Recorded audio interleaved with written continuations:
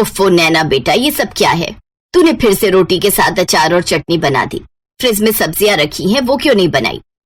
माँ, आप जो बनाए खा लो ना। आपको पता है सब्जी बनाने में कितना टाइम लगता है। पहले उसको धो, छीलो, काटो और फिर बनाओ। इतनी देर कौन गैस के पास खड़ा रहेगा? ना बाबा ना, मेरे बस की तो नहीं है। अरे कल को ससुराल जाएगी तो वहां भी क्या ऐसे ही आलस दिखाएगी? उन लोगों को भी बिना सब्जी की ही रोटी खिलाएगी। आप हर बार ससुराल वालों को बीच में क्यों ले आती हो? और इसीलिए तो आपसे कहती हूँ मेरे लिए कोई बड़ा ससुराल ढूंढना जहाँ नौकर चाकर हो, ताकि मुझे ना ये सब ना करना पड़े। ऐसे ही कुछ समय बीत जाता है और नैना के लिए एक बड़े घर का रिश्ता आता है और कुछ समय बाद नैना ब्याह कर अपने ससुराल चली जाती है। शादी के अगले दिन उसकी पहली रसोई की रस्म होती है। वो रसोई में जाती है तो वहाँ का गैस चूल्हा देखकर हैरान रह जाती है। हे राम, इतना बड़ा गैस चूल्हा! क्या मुझे क्या, अच्छा ही है, ऐसे जल्दी खाना बन जाएगा। फिर वो तरह तरह के पकवान बनाती है। पूरी, कचौरी, आलू की सब्जी, हलवा, रायता सब बनकर तैयार हो गया। अब देखना कैसे ये लोग मेरे हाथ का खाना खाएंगे तो खुश हो जाएंगे। वो मन ही मन ये सब सोच रही होती है कि तभी नैना की ननद डिम्पल और जेठानी अनीता वहाँ आती है। अरे वाह, खुशबू तो बड़ी अच्छी आ रही है। लेकिन ये क्या, ये तो आधा ही खाना बना है। नहीं दीदी, मैंने तो आलू पूरी, हलवा, रायता सब बनाया है। तुम नई नई हो ना, इसीलिए शायद तुम्हें अभी यहाँ के रूल्स पता नहीं। यहाँ खाने में एक नहीं बल्कि 10-10 सब्जियां बनती हैं एक वक्त पर। क्या? इसका मतलब इसीलिए वो इतना बड़ा गैस चूल्हा रखा हुआ है? हाँ और क्या। तुम तो ऐसे हैरान हो रही हो जैसे मैंने तुम्हें 10 नहीं बल्कि 100 सब्जियां बनाने के लिए बोल दिया हो। वो क्या है ना, यहाँ हर किसी को अलग अलग सब्जी पसंद है। अब 1-2 सब्जियां ही बनेंगी तो कुछ लोग तो भूखे ही रह जाएंगे, इसलिए 10 तरह की सब्जियां बनती हैं। अगर किसी को ये ना खाना हो तो वो खा ले, वो ना खाना हो तो कुछ और खा ले। हाँ छोटी भाभी, और आज आप इस घर की परंपरा को आगे बढ़ाओ और फिर हम सबको खाने की टेबल पर बुला लेते हैं। बेचारी नैना के तो ये बात सुनते ही होश उड़ जाते हैं। चल बेटा नैना, हो जा शुरू। अब बन जा तू झांसी की रानी और बना डाल 10 सब्जियां। इतनी सब्जियां तो मेरी शादी में भी नहीं बनी थी जितनी ये लोग मुझसे एक वक्त में ही बनवा लेंगे। कुछ समय बाद वो सबके लिए खाना परोसती है तो उसके हाथों का खाना खाकर सब उसकी खूब तारीफ करते हैं। वाह, क्या कमाल का स्वाद है इन सब्जियों में। सचमुच छोटी बहू, तुम्हारे हाथों में तो जादू है। अब से तुम ही रसोई में 10 तरह की सब्जियां बनाओगी। अब तेरा क्या होगा नैना? बड़ी ऐश मार ली तूने माँ के घर में। अब अच्छे से शामत आई है तेरी। ऐसे कुछ दिन बाद बरसात का मौसम शुरू हो जाता है।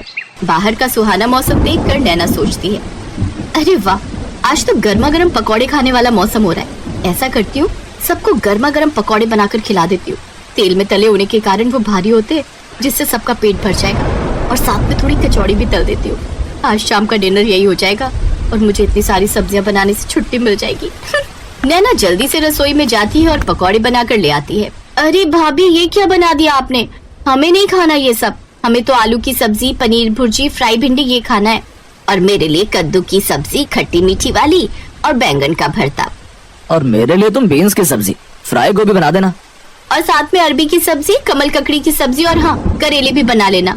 हे भगवान, इन लोगों में अक्ल नाम की चीज है कि नहीं। बारिश के मौसम में जहाँ सब इस तरह का चटपटा खाना खाने को तरसते हैं, तो वही इन लोगों को अभी भी 10 तरह की सब्जी खानी है। हे भगवान, ये कहाँ आकर फंस गई मैं। बेचारी नैना रसोई में जाकर 10 तरह की सब्जियां बनाने में जुट जाती है। ये लो, ससुराल में मेरी पहली बारिश है, मुझे इसके मजे लेने चाहिए। तो मुझे छोड़कर सारे घर वाले बारिश के मजे ले रहे हैं और मैं यहाँ चूल्हे के पास खड़े होकर जल रही हूँ। गलती भी मेरी है जो पहले ही दिन इन्हें अच्छा खाना बनाकर खिला दिया। पहले पता होता तो लाल मिर्च का सारा डब्बा उड़ेल कर बना देती इनके लिए, फिर कभी नहीं बोलते मुझे सब्जी बनाने के लिए। गुस्से में नैना खाना बना रही थी कि तभी सब्जी का गरम गरम छींटा उसकी आंख में लगता है। दीदी, माँ। धीरे धीरे उसकी आंख लाल होने लगती है। फिर रात को जब वो सोती है तो जलन के मारे उसे और तकलीफ होती है, जिस कारण वो ठीक से सो भी नहीं पाती। मेरी आंख। अरे नैना, ये तुम्हारी आंख में लालपन तो बढ़ते जा रहा है। मैं आई ड्रॉप डाल देता हूँ, उससे तुम्हें आराम मिलेगा। रौनक नैना की आंखों में आई ड्रॉप डाल देता है, जिससे वो चैन की नींद सो जाती है। लेकिन धीरे धीरे उसकी आंखों में जलन और दर्द बढ़ता जाता है। फिर ऐसे ही कुछ समय बीत जाता है। एक रोज अलग अलग तरह की 10 सब्जियां बनाकर तुम्हें परेशान हो जाती हूँ। घर में सब्जी भी नहीं है और बाहर बारिश भी तेज हो रही है। एक काम करती हूँ, आज आलू की अलग अलग तरह की 10 सब्जियां बना देती हूँ। वो आलू की अलग अलग तरह की सब्जियां जैसे दम आलू, आलू के गुटके, आलू की रसेदार सब्जी जैसी चीजें बनाकर तैयार कर लेती है, जिसे देख उसके ससुराल वाले नाक सिकोड़ते हुए कहते हैं, ये क्या बना डाला, आलू की सब्जी, वो भी 10 तरीके से। मुझे ये नहीं खाना, मेरे लिए कुछ और बना कर ले आओ।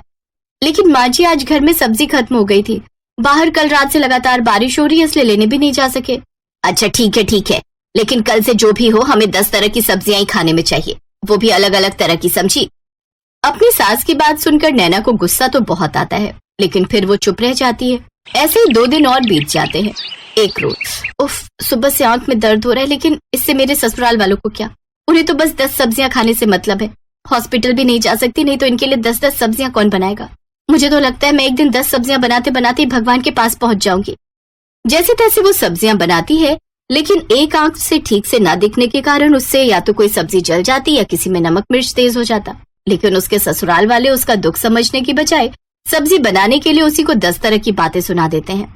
लेकिन उसके पति से उसका ये दुख देखा नहीं जाता और वो उसे हॉस्पिटल लेकर जाता है, जहाँ डॉक्टर उसका चेकअप करके कहते हैं, देखिए इनकी आंख में किसी गर्म चीज का छींटा चला गया, जिस वजह से इनका आधा कॉर्निया डैमेज हो गया। हमें जल्दी इनका ऑपरेशन करना होगा, नहीं तो इनको पूरी तरह दिखना बंद हो जाएगा इस आंख से। अगले दिन ऑपरेशन की अपॉइंटमेंट मिलने के बाद वो उसे लेकर घर आ जाता है, जहाँ उसकी जेठानी उससे कहती है, आज तो तुमने जैसे भी बेकार सब्जियां बना दी, लेकिन कल 10 तरह की अच्छी सब्जियां बना लेना, क्योंकि कल घर में मेरे मायके वाले आ रहे हैं। अब बस भी करो आप सब, मेरे घर में जितना मर्जी सब्जियां बनाओ, लेकिन अकेले एक इंसान से नहीं बल्कि पूरे परिवार मिलकर। आपको पता है सब्जी का छींटा जाने से इसकी आधी आंख खराब हो गई है। फिर अगले दिन वो उसे ऑपरेशन के लिए ले जाते हैं, जहाँ उसका सफल इलाज होता है और उसे पूरी तरह दिखना शुरू हो जाता है। 3 दिन बाद वो घर आती है तो उसकी सास उससे, हमें माफ कर दे छोटी बहू, तेरे आने से पहले हमने नौकर रखा हुआ था, लेकिन 10 सब्जियों से परेशान होकर वो भी भाग ही गया। फिर हम सब मिलकर ही सब्जियां बनाने लगे, लेकिन तेरे आने के बाद हमने सब तेरे ऊपर ही छोड़ दिया, जिस कारण तेरी ये हालत। लेकिन अब से तू अकेले काम नहीं करेगी, बल्कि हम सब भी तेरी मदद करेंगे। और हाँ, अब से इस घर में 10 नहीं बल्कि 2 ही तरह की सब्जियां बनेंगी और वो सबको खानी पड़ेंगी। अपनी सास के मुंह से ये बात सुनकर नैना बहुत खुश हुई और अब वो खुशी खुशी अपने ससुराल वालों के साथ रहने लगी।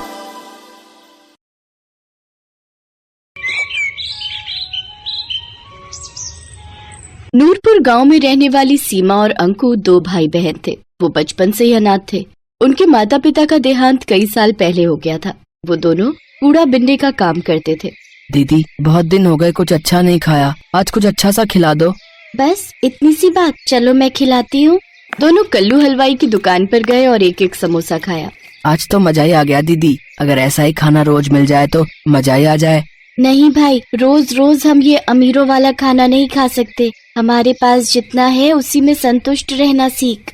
कुछ रोज बाद उस गांव में तेज बारिश आई और उनकी झोपड़ी बह गई। उनके पास जो भी सामान था वो बारिश में बह गया। दीदी आप रो मत, हम सेठ को जाकर बताते हैं तो वो हमारी कुछ न कुछ मदद जरूर करेंगे। वो खड़ूस कहीं का सेठ, वो तो एक नंबर का लालची है, भला वो हमारी क्या मदद करेगा। चलो तो दीदी एक बार हम उनको अपनी परेशानी बताते हैं। उनका सेठ बड़ा ही खड़ूस था। वो हमेशा उनको कबाड़ के बेहद ही कम पैसे देता था। कुछ देर बाद वो दोनों सेठ के घर पहुँचे और सीमा ने मालिक से कहा, सेठ जी कुछ पैसे चाहिए, खाना खाना है, बारिश में हमारा घर और सब सामान बह गया, हम जल्दी कबाड़ा बिनकर आपके पैसे लौटा देंगे। तभी सेठ की पत्नी उर्मिला भी वहाँ आ जाती है। उर्मिला बहुत ही बुरे स्वभाव की थी। ऐसे क्या पेड़ पर उगते हैं? सेठानी जी आप जो कहोगे मैं करूँगी। मेरा छोटा भाई है, इसे लेकर मैं कहाँ जाऊँगी? आपकी दुकान के बाहर जो टीन का छप्पर है उसके नीचे ही रह लेंगे। ठीक है रह लेना, लेकिन दुकान के बाहर क्यों? यहाँ हमारे तबेले में रह लेना, लेकिन उसके बदले में तुम्हें मेरे घर का सारा काम करना होगा। रहने के साथ 2 वक्त की रोटी भी दूंगी तुम दोनों को। बोलो मंजूर है? ठीक है मालकिन, मुझे मंजूर है। बारिश का मौसम था। दोनों भाई बहन तबेले में जो खाली जगह थी वहाँ बोरा बिछाकर सो जाते हैं और अगली सुबह घर का सारा कामकाज निपटाकर कूड़ा बिनने के लिए निकल जाते हैं। दीदी आज सेठानी के घर पकवान बनने की बहुत ही अच्छी खुशबू आ रही है। लगता है कचौड़ी बन रही है। आज तो मजा ही आ जाएगा कचौड़ी खा के।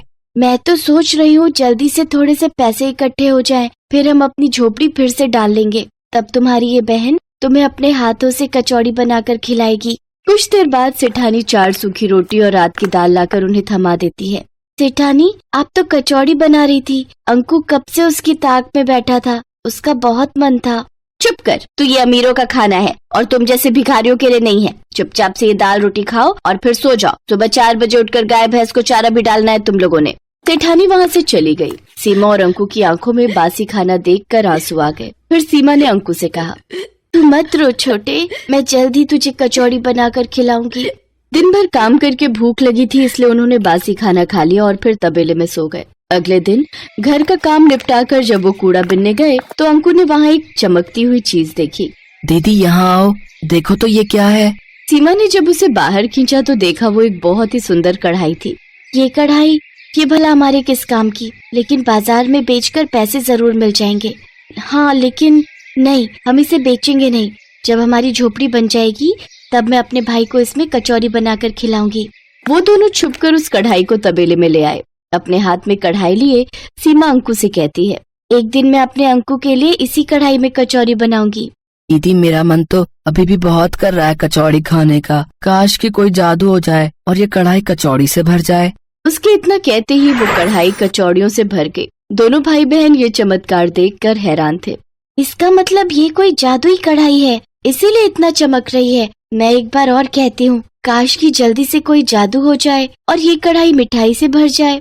उसी पल वो कढ़ाई मिठाई से भर जाती है। दीदी इसमें तो सचमुच मिठाई आ गई। मुझसे तो अब इंतजार नहीं हो रहा। सेठ सेठानी भी सो गए हैं। चलो अब जल्दी से ये खाना खा लेते हैं। उन दोनों ने सेठानी का दिया हुआ खाना भैंस को डाल दिया और पेट भरकर वो पकवान खाए। फिर उस कढ़ाई को ले जाकर तबेले में घास के नीचे छुपा दिया। जब भी उन दोनों को भूख लगती वो कढ़ाई से अपना मनचाहा खाना मांग लेते। साथ ही सेठानी का दिया हुआ बासी खाना गाय भैंस को डाल देते। अगले दिन उन दोनों की सेहत को देख सेठानी अपने कमरे में सेठ जी से कहती है, इन दोनों को तो मैं बासी खाना देती हूँ, फिर भला इनकी सेहत पर कोई असर क्यों नहीं हो रहा? ये दोनों तो दिन पर दिन फूलते ही जा रहे हैं। सही कहा भाग्यवान। मैं भी देख रहा हूँ कि कुछ दिनों से इनकी सेहत बहुत अच्छी हो गई है। कहीं ऐसा तो नहीं कि कबाड़ बीनते हुए इनके हाथ कोई खजाना लग गया हो। तुम इन पर नजर रखना शुरू कर दो।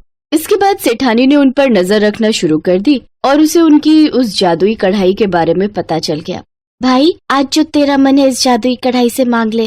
काश कि कोई जादू हो जाए और ये कढ़ाई मैगी से भर जाए। पल भर में ही वो कढ़ाई ढेर सारी मैगी से भर जाती है। दोनों भाई बहन बड़े मजे से उसे खाते हैं। अच्छा, तो ये वो जादुई कढ़ाई है जो इन गरीबों को अमीरों वाला खाना देती है। इससे तो मुझे चुराना ही होगा। अगले दिन मौका मिलते ही सेठानी ने वो कढ़ाई निकाल ली। देखो जी, ये उन बच्चों की सेहत का राज, ये जादुई कढ़ाई जिसे मैं चुरा लाई। अब देखो, मैं तुम्हारे लिए गर्मा गर्म पकवान बनाती हूँ। ए जादुई कढ़ाई, अपना जादू दिखा और हमारे लिए बिरयानी बना दे। अरे वाह, ये तो कमाल हो गया। अब तो तुम्हें कभी खाना बनाना ही नहीं पड़ेगा। तुम्हारी मेहनत भी बचेगी और राशन पानी का खर्चा भी। बिरयानी खाकर तो सचमुच मजा ही आ गया। अब बस गर्मा गर्म दूध मिल जाए तो फिर तो मजा ही आ जाए। लो, अभी लो। ए जादुई कढ़ाई, जल्दी से गर्मा गर्म दूध दे दे। गर्म दूध देख सेठानी ने कहा, ए जादुई कढ़ाई, हमारे यहाँ हमेशा ही गरम गरम दूध की नदियाँ बहती रहे। तभी पूरे घर में गर्मा गर्म दूध की नदियाँ बहने लगी और सेठ सेठानी के पैर उसमें जलने लगे। अरे बस कर जादुई कढ़ाई, जल्दी से दूध देना बंद कर दे।